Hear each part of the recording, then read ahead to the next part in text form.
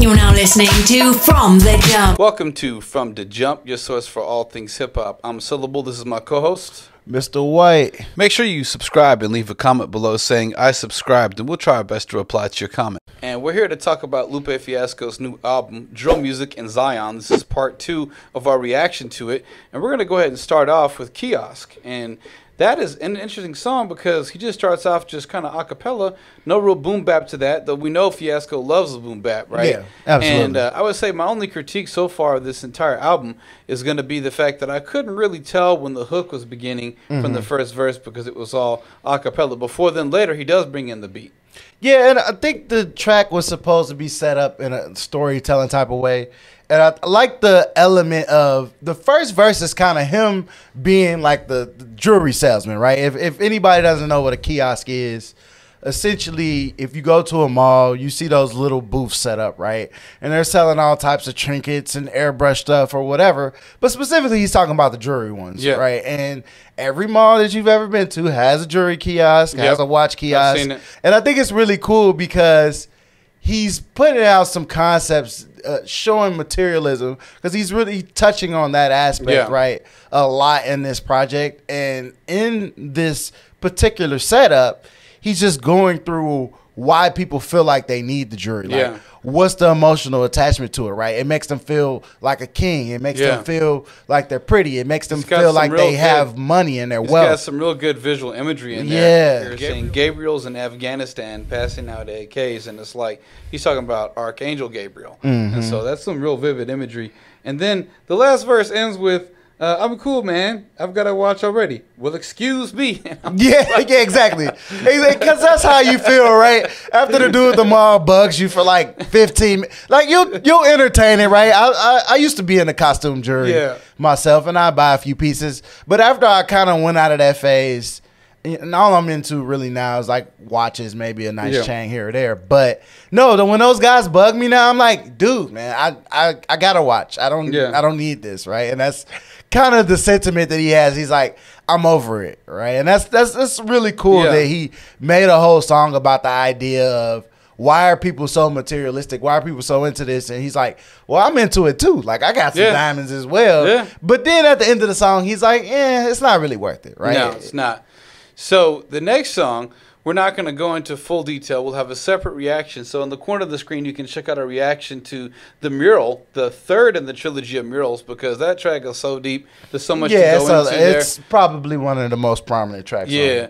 And so, like, with that, I will say this, is that it really showcases with his ability to deliver, like 9 minutes, 5 minutes, no nonstop, no hook, right? Yeah. A lot of really amazing lines that were very clever. He started out with Tetsuo and Youth back in, like, 2015, 2018. He's got, you know, the Drogas, whatever, and he's got Drogas Wave. And so then he's got that with Mural Jr., and now we got Miss Mural over here. So we got the whole Mural family now. And it's pretty cool that he could take a conceptual track like that and put it on multiple albums. He knows his fan base. No, he's got like the crossover Marvel Universe with the murals, right? Exactly. So I just want to say one remark on that song, and it's the fact that I think Lupe Fiasco stands head and shoulders above the rest when he's able to bring relevance to lyrical brilliance in a time when hip-hop's trending away from that. Yes, absolutely. What's the next track we got? So the next track is Naomi. And this was really cool. Naomi is actually the name of my late grandmother. And not that I've had any real interest in the track because of that, but I like the fact that Miss Mural is kind of a sad song. It's very deep. And then he comes into Naomi with a bit more upbeat pace. And he was like talking about in the chorus, he's saying, nice, we look alike. They want to slice you for your dreams. Even Christ took a knife for the team, so swing. And so he's saying that he's willing to die for his cause. Yeah. And I love the fact that he comes back in kind of revitalized after Miss Mural's kind of like him burning it to the ground, and Naomi's him bringing it back up and being like, all right, I have my moment again, like but I'm ready. I'm ready to fight this battle. And it's a dope song. I mean, it has so much energy and pace to it. Well, compared to the shit previous just track. hits you in the face when it comes off from the very first bars catching you. I just come around to help, like Batman utility belt, all by myself with the world on my delts. Love that shit. Twist it up, Ain't on his back, it's on his delts. Yeah. I love that. I'm gonna have to kind of think of my rhymes. Can I use the musculature name for the? Yeah, you know? exactly. Exactly. Can I? You know? Can I this then? dude read the whole medical dictionary before he started this flow? I'll be like, I chomp you like a piranha, hit you in the side on the serratus. Like just, exactly. Just start integrating that. But you know, he's really clever with those lines. And then he talks about then put it all in a graph. Look at all the past. But look at Instagram, then go back and split it in half for Instagram. Yeah. And so it's like, man, you just redefining shit. The end of the verse just makes me laugh. He's like saying, my favorite part is when all the affogatos is brought in. You can put Dulce Vita chicken risotto in my coffin. And it's just like... He's just having fun on this. So, like, he goes into this, I was in Roxbury on Malcolm X block. Talking the talk that got Malcolm X watch, trying to pick up where Malcolm X stopped. I only play a game is Malcolm X box. The only game I play is Malcolm X box. Look in the sky, I see a Malcolm X ring. Malcolm X 5's got a Malcolm X thing. As you ask yourself, what does Malcolm X mean? I return to the force in a Malcolm X wing and sing. And it was so cool that he's able to do something that would typically be corny for another rapper. But he's getting his point across and showing you that he's able to manipulate the language and also give you some information, because if you don't know who Malcolm X is, after him saying it about 30 times, you might want to go check it out. And then you're going to find out a lot, right? That's a very important person in history. And I think it's cool that he was able to have so much fun on this track after Miss Mural just being so deep. You know, I read the biography of Malcolm X when I was in high school, and ever since I did that as a teenager, I refused to sit with my back to the door in any restaurant, because Malcolm X would never do that. He always was able to sit with his back against the wall to watch the door.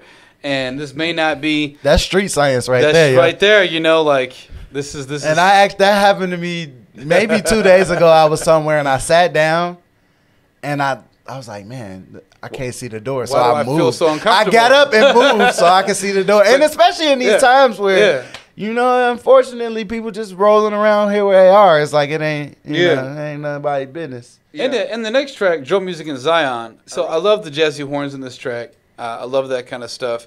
And one of the other lines that stuck out to me is, Notre Dame can't keep a promise. And I'm like, man, you holding him accountable. Slick, man. You holding him accountable. Edward Case can't tell the truth to save his face. Like, what are you taking on next, Lupe? Yeah. So that's dope. Oh, yeah, he raps more about white privilege. He's saying, no resurrection, but reputation's correct. The revelation brings decorated regrets. All due respect. It's not really about fair, collective sigh, because a real killer's still out there, probably calling up police, complaining about his neighbors, or just walking on the beach. Why should he have such views of the ocean and not be hanging by the gallows from with his neck cleanly broken? You know? And it's just like, yeah.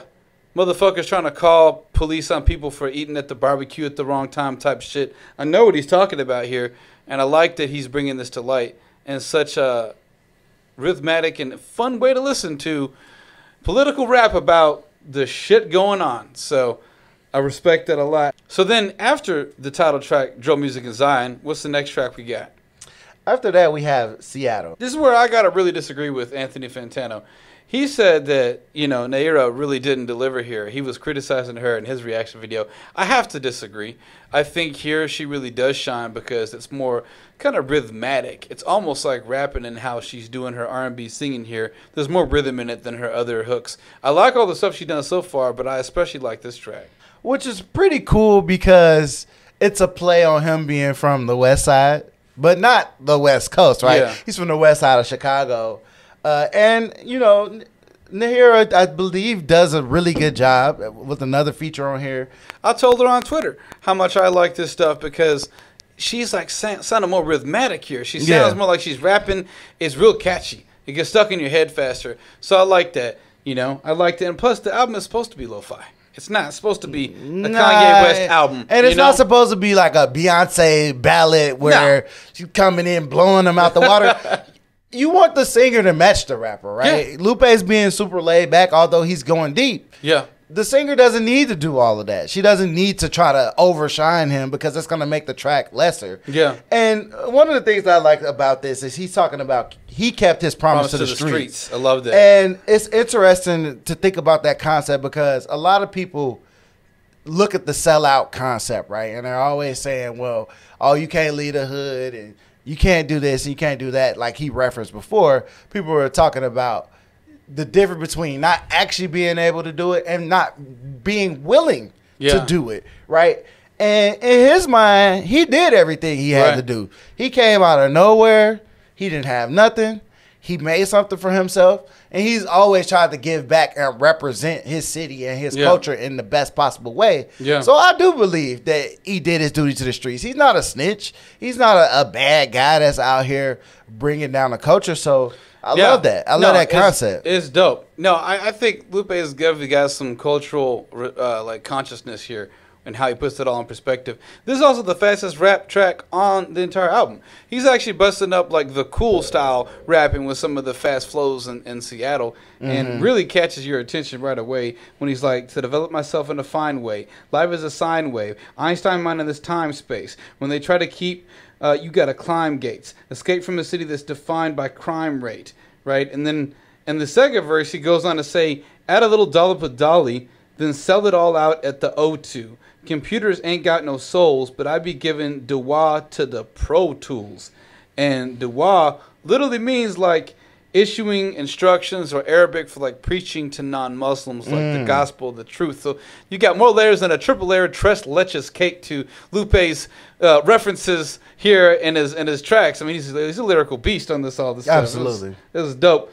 And then of course he's talking about like the social media blitz and all the toxicity there. He's like, gotta control your trolls. Don't sulk and soak in your socials. Let the punches break like Goju. Went from fish sticks to Nobu. It's just like, man, let me get a pen and a pad, look at Wikipedia, start defining all these references, and then listen to the track again so I can get them as they hit. Because I get a lot of them, but not all of them. Yeah, and the thing about Lupe is that he wants his music to be dense. And I really appreciate the fact that he's taking his time to put all of this detail in, even though it seemed like he didn't have much time to put that much detail in, right? And he definitely went really hard on this track. Overall, I feel like it has the most technical rap aspect to it in terms of, like you said, he has speed with the flow, but he's also going in and out with double entendres, with crazy metaphors and similes. It's just doing it all. It's as if Twista was rapping with Lil Wayne punchlines, just like da-da-da-da-da. It's like it's fast, it sounds dope, but it also is clever as fuck, right? And then so we got for what I believe is the last track, we got on phonem, right? On phonem, that's how you say it. On phonem, right? On phonem, and that's a Chicago slang to merch something from your dead friends and relatives. Well, it's kind of like putting it on somebody. Like if somebody was be like, on my mama, on foe and them is basically on the slang homies. Also the foes are represented by the Four Hustlers, which is a big gang on the west side. Probably one of the most prominent ones. They were also one of the most violent gangs in Chicago. But it's interesting how he's using this term to now go ahead and make his final statement of the project, which he's been trying to say throughout, is that something's wrong here with the culture of rap. Why is it now that being a rapper is synonymous with death? Why is it? You're supposed to be a musician, not a death seeker. Like, what's going on? Yeah, in the first couple of bars, but the first verse is 2 bars. Yes, and it's like rappers die too much. That's the verse. And the beat keeps riding, and it's. Oh you my God! Think the song is over. Yeah, and it's like, damn, Lupe, you just really want to punch him, right? And then he goes into the second verse and he just talks about how people don't want to talk about that, right? People get so conditioned by what's going on around them that very much like every conversation, people don't want to look at both sides.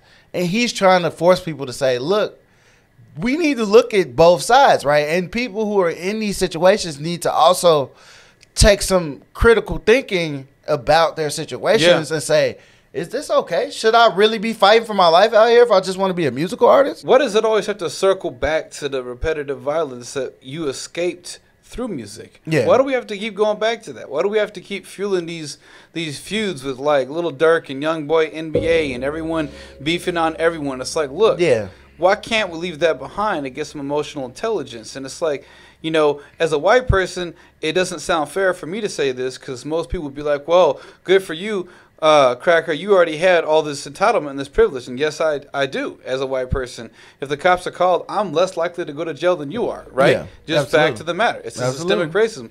But at the same time, as someone who has come from living in a box in an alleyway to being a college graduate and doing all the shit that I've done, I appreciate the hustle that it takes to survive. I appreciate what it means to make that decision, whether it's a grocery bill or the light bill for that month.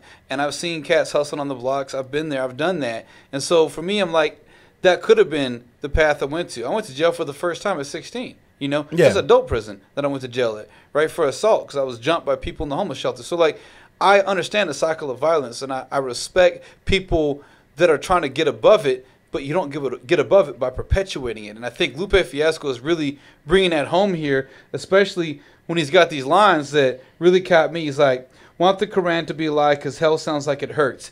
Also want it to be real because heaven sounds like it's turned. Wear my conscience like a condom because I don't want to be burnt. Wear my dharma like it's armor because I don't want to return. And it's really tough if you look at what he's saying in the chorus. We say this a lot, like with the artists that you just listed there. Some of these lyrics that they're saying, we're like, I hope that's not true. I hope you don't run up on this dude and blow his brains out. I hope you don't go over here and rob this place and end up losing your livelihood or your life at the hands of the cops. I hope that you're not planning on trying to get 100 keys of drugs and sell them on the streets. Like, please stop saying this stuff, because if this is true, we got a problem, right? And what ends up happening is, just like we got the YSL situation, just like we had countless other rappers that have caught RICO cases that are going down for long periods of time because they trying to put them under the jail. Like, the only rapper that done got out of a situation recently was Tekashi 6ix9ine. It was because he told on all the homies, right? Yeah. And so we got to stop getting ourselves caught up in this stuff. And he's like, I wish people were lying, and I hope none of this stuff comes true, but more often than not, it does. Yeah. Well, it's because what happens when other young kids who haven't been exposed to life outside their mama's house are bumping their head to beef with Lil Durk and Young Boy NBA and feel like that's what they got to go out and replicate, and the cycle continues. So we got to figure out a way to break that cycle and be emotionally intelligent with how we live our lives. And that, you know, Benny the Butcher, 10 Crack Commandments, giving, hey, what's your exit plan for the hood? Yeah. Nas's King Disease, talking about, you know, there is more than just killing and hustling. Yeah. You know, those lyrics are speaking about more than just hustling, talking about living a better life. And think about this excerpt just from the start of verse 3. I've admired many cities through the windows of hotels. From the window of a plane, I've seen the window of a sail. The plane started to fly. The rain started to fail. That's LaGuardia and Rikers, an airport next to a jail. I took a picture. Looked like my window was crying. And it's just like, it's real though. Like he's painting something so vivid about the fact that these people are in these cells and they have to see people basically, like he said, vacationing. Saw them fly every day, and they're not able to even leave the confines of this space. I personally never had to be incarcerated, thank God, and I hope I could continue to stay out of situations like that. But unfortunately, all of my brothers have been to jail, and they're not even criminals. No. Right? You know, they made some bad decisions here and there, but oftentimes people go to jail, they go to jail again, they go to jail again. You know, the first time I went to jail, never get out of this situation. When I was 16 years old and I was being jumped at the homeless shelter I was staying at, and I was stripping down into them freaking, you know, orange jumpsuits and them sandals, and I'm in that room, there's an old black man there, and he's like, oh, is this your first time in jail, Whitey? You know, because I'm 16 years old. I'm at the adult prison downtown, 10th and Guad, you know. And I'm like, yeah, it's my first time. He's like, oh, you'll be back. They always come back. And I'll never forget that shit, man. That's some dark ass shit. I'll never forget that shit. Of course you don't forget that. And it's like the Grim Reaper, yeah. Well, the fucked up part is he was right. you know, I ended up going to jail so much later on. And I mean, I've been to jail in the Tombs in NYC. My stage name is still tagged on the wall there for a freestyle battle I won. But the point is that, like, Lupe Fiasco produced this masterpiece in 3 days. Yes. And this shit goes deeper than Elon Musk, the boring machine. Like, it's crazy how much he's packed into this. Really, we're going to look at, as one of my hip-hop mentors mentioned to me recently, we're going to look at Kendrick Lamar trying to catch up to where Lupe is already at by putting end rhymes before the end rhymes, as well as metaphors and punchlines in the same line, like Lupe Fiasco does flawlessly. And it just, he's a lyrical master. Lupe is also showing his maturity here, right? Where he's not getting worked up. Kendrick is very much still in that angry phase. I'm gonna beat people into submission and make them change. Oh man. Lupe is like, look, you can't make people change with aggression all the time. Yeah. Sometimes you need to sit down and be like, hey, let me talk to you. Let me bread. show you emotional intelligence. Yeah. Let me show you a different way, but not be mad at you for how you're living your life now, because people who are in those situations don't receive that aggression well. No. You come with aggression, they're going to damn sure match that aggression, and it's not going to be what you expecting. Beat a smile into someone's face. Smile at me. And it's like, work. You know, it's not gonna work. Like we talk about the difference between Kendrick and Lupe is that Lupe is seeing the error of his ways of trying to go the way that he did before, and now he's coming back and being like, all right, I can still do something. I can still make a positive change here, but I got to do it a little differently. Because he used to be very outspoken like Kendrick. And do it his own way. Yeah. So, you know, for standout moments, I would say Out of Bottle for me, you know, I defend myself in court. You know, it's just big standout moment for me. I love that song. I love all that. And Precious Things, I love that song as well. Naira on the hook, just killing it for that. What are some standout moments for you for this album? So, of course, Miss Mural is definitely a standout moment. Yeah, and we'll review that. And the Seattle it's a sleeper banger. Like, Autobottle is like the clear banger, but Seattle with the pace of the flow and the detail that he went into, it was just great. But like you said, I believe that every track on here is very listenable. Yeah. This is an album. Yeah. If people want to know how you make a concept album from start to finish, he didn't go overboard with the tracks, just 10 songs. Kept it very smooth. It's about 40 minutes. So and this is a standout album. This is a standout album. I agree. So I would say on production, even though it's lo-fi, you know, I'm gonna still give it an A. Yeah, it's an A. Yeah, an A. And then I would not an A plus, but it's an A. Not an A plus. It's a solid A. Big difference, right? And I would say when it comes to album weight class, this for me is heavyweight, straight knockout, because this is not just one of my favorite albums of 2022. This is the first album since Nas's King Disease 1 and 2 and Magic. Where it just hit you. Where I'm just like, no. All-time favorite. Yeah. Listen to it 6-7 times already from the past 2 days. Like, no. This is it. Yeah, this is like heavyweight, but like unified title. Like, basically, and also defending your title. Because at one point, a lot of people were like, Lupe is just like lyrical miracle spiritual guy. he doesn't have it anymore, right? And this is him showing you like, I still got it, and I can still stay on topic. I can stay relevant. I can make a whole project of good music, and that makes him a heavyweight. In 3 days. In 3 days. In 3 days. Can you $100 microphone? Come on, man. So what up, hip hop fans out there? Can you make drill music and Zion type album of that quality in 3 days on GarageBand with $100 mics? I don't think so. No. This is why Lupe stands head and shoulders above so many other rappers. What is your opinion? What was your favorite track on drill music and Zion? Please comment below, like and subscribe, and tune in for another episode of From the Jump. Peace.